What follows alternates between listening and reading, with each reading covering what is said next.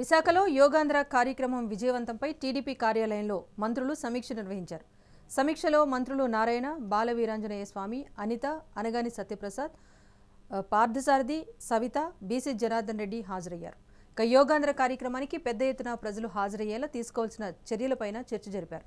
దూర ప్రాంతాల నుంచి వచ్చేవారి కోసం చేపట్టాల్సిన ఏర్పాట్లపైన మంత్రులు మాట్లాడారు. ప్రజలకు అవసరమైన అన్ని రకాల వసతులు కల్పిస్తున్నామన్నారు. వస్తాయి.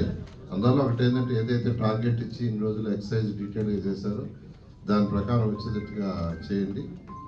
ఫుడ్ ప్యాకెట్స్ కూడా అక్కడే పెడతాం అంటున్నారు. ఫుడ్ కూడా యాక్చువల్గా పక్కనే వాటర్ ఫుడ్ రెండు కంప్లీట్గాను